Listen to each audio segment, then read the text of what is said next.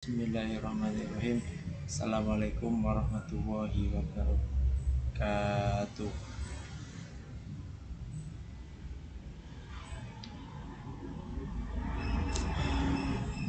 Perkenalkan, nama saya Muhammad Abdul Wahid dari kelompok 1 yang berdirikan antara lain Imam Siddiq, Hari Asagaf, saya sendiri Muhammad Santoso dan Ahmad Saifuddin. Adapun kelompok 1 ingin mempresentasikan ataupun menjelaskan apa itu metode data mining KNN atau yang bisa dinamakan Nearest Neighbor.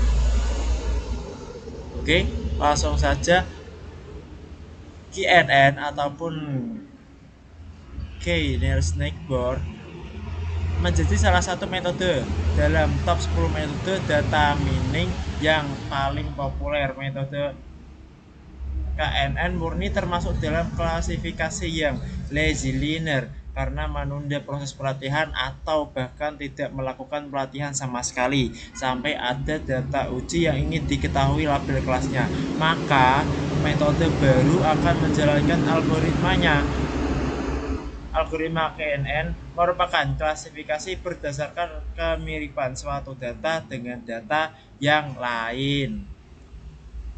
Algoritma KNN merupakan sebuah metode untuk melakukan klasifikasi terhadap objek baru berdasarkan key tetangga terdekatnya. KNN termasuk algoritma supervised learning yang mana hasil dari query instance baru diklasifikasikan berdasarkan mayoritas dari kategori pada KNN kelas yang paling banyak muncul yang akan menjadi hasil klasifikasi, saudara-saudara. Adapun perhitungan dissimilarity atau jarak antar data ataupun D dalam KNN ada 5 ragam. Yang pertama jarak Euclidean, 2 jarak Manhattan, 3 jarak Minkowski, 4 jarak Cosin, dan terakhir jarak correlation. Adapun kita di sini ingin menjelaskan satu persatu apa itu jarak antar data yang ada pada algoritma KNN supaya Anda semuanya tahu. Yang pertama, dissimilarity ataupun jarak. Yang pertama, Euclidean distance atau jarak Euclidean adalah suatu metode menghitung jarak yang digunakan untuk mengukur jarak antara dua buah objek dalam satu space meliputi bidang Euclidean 2 dimensi ataupun 3 ataupun bahkan B4, bisa 5, bisa 6, bisa 7. Adapun di sini rumusnya dis dalam kurung PQ sama dengan sig kuadrat sigma 1 min 1 n dalam kurung pis I minus QI kuadrat, di mana distance itu termasuk jarak lah itu jarak antara P dan Q. Adapun P itu sebagai objek yang pertama, adapun yang Q adalah objek yang kedua. I urutan nilai setiap data dan N adalah jumlah data. Oke, langsung lanjut ke jarak yang kedua, yaitu jarak Manhattan distance, digunakan untuk menghitung perbedaan yang mutlak atau absolut antara koordinat dari suatu pasangan objek. Adapun di mana rumusnya hampir mirip sih dengan yang satu, cuman perbedaannya di sini tidak ada akar kuadratnya. Adapun sebagai rumusnya distance P Q sigma 1 sama dengan 1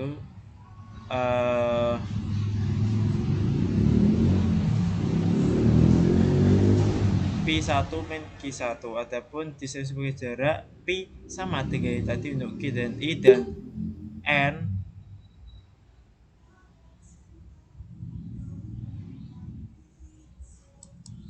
N itu jumlah datanya. Tunggu saja.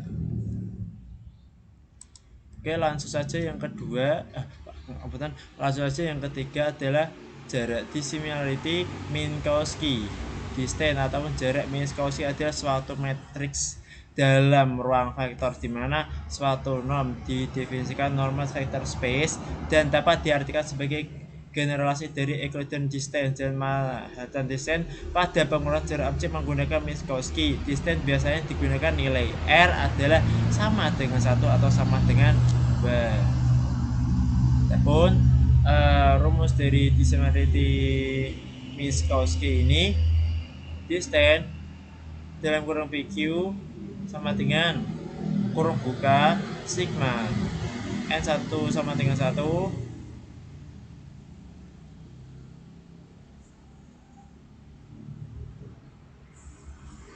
vektor PQ minus I1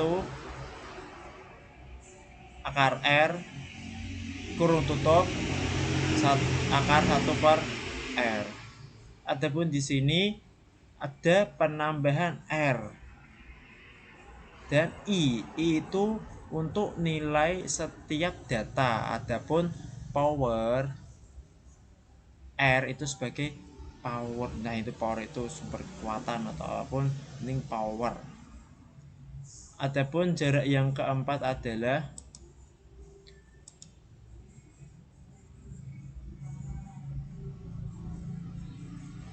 Discussion adalah metode yang diterapkan untuk perhitungan tingkat kemiripan similarity antara dua objek secara umum. Metode ini berdasarkan perhitungan pada vector space similarity measure. Metode kemiripan question ini menghitung similarity antara dua objek, misalkan A1 dan A2 yang dinyatakan dalam dua buah vektor dengan menggunakan keyword ataupun kunci dari sebuah dokumen sebagai ukuran. Persamaan kosin dikatakan memiliki kemiripan data jika sudutnya adalah 0 derajat dan kesamaannya ketika dua data tidak mirip sama sekali, sudutnya 90 derajat dan kesamaannya adalah 0.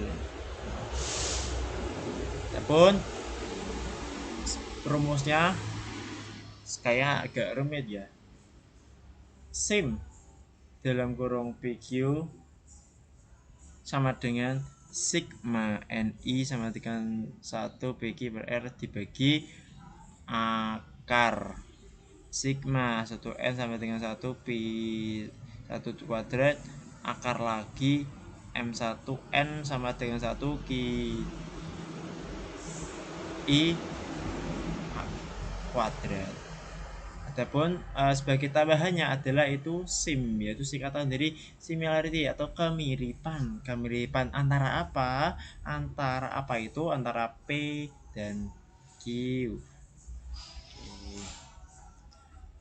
Oke, lanjut yang terakhir pada jarak perhitungan correlation similarity. Salah satu metode pengukuran jarak dalam mengatur tingkat kesamaan similarity atau kemiripan suatu data.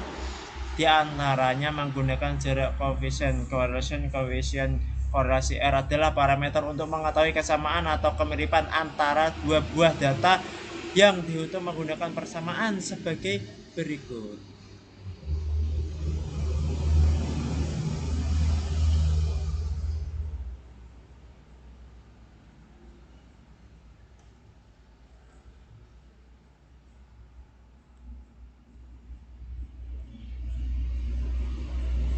Oke, mohon maaf ada kesalahan. Lanjut saja. Apa itu? Sebelum kita masuk kepada rumus, sebaiknya kita mengetahui apa itu nilai K-nya. Nilai K itu nilai yang akan ditentukan atau istilahnya sebagai pembatas. Adapun langkah-langkah untuk menghitung algoritma KNN adalah menentukan nilai K. 2. Menghitung kuadrat jarak Euclidean query instant masing-masing objek terhadap training data yang diberikan. 3. Kemudian mengurutkan objek-objek tersebut ke dalam kelompok yang mempunyai jarak Euclidean terkecil, berarti antaranya 1, 2, 3, 1 1 sampai 1 dengan 2, 3 dengan 8. Nah itu jarak yang terkecil 5 ya jelas 1 dengan 3. Itu ya dimaksud jarak yang eklutnya kecil. Yang keempat, mengumpulkan label kelas Y, klasifikasi nearest neighbor. Yang kelima, dengan menggunakan kategori KNN yang paling mayoritas, maka dapat diprediksikan nilai query instan yang telah dihitung. Lanjut, keunggulan algoritma KNN ini yang pertama, mudah dipahami dan diimplementasikan diri, kuat dalam hal ruang pencarian, misalkan kelas tidak harus linear ataupun tidak harus dipisahkan.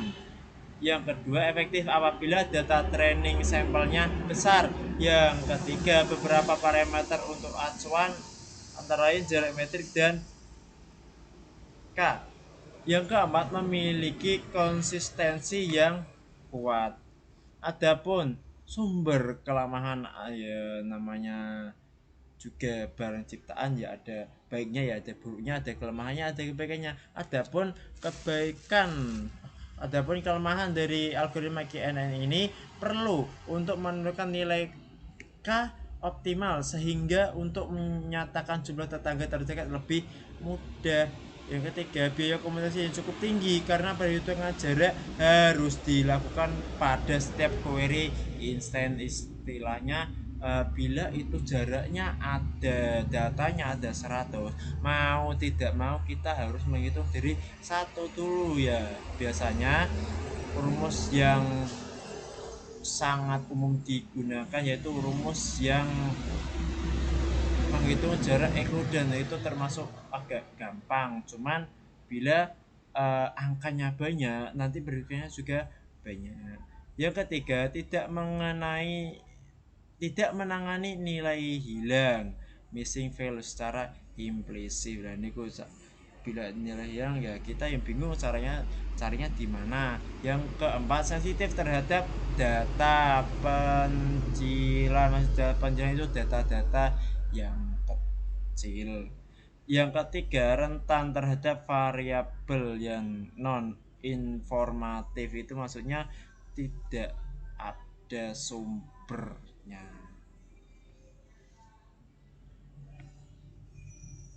Oke, cukup sekian presentasi dari kelompok saya. Kurang lebihnya saya mohon maaf yang sebesar-besarnya. Apabila ada yang ditanyakan bisa dipertanyakan di lain waktu. Cukup sekiranya saya tutup sampai sini. Mohon maaf sebesar-besarnya. Wassalamualaikum warahmatullahi wabarakatuh.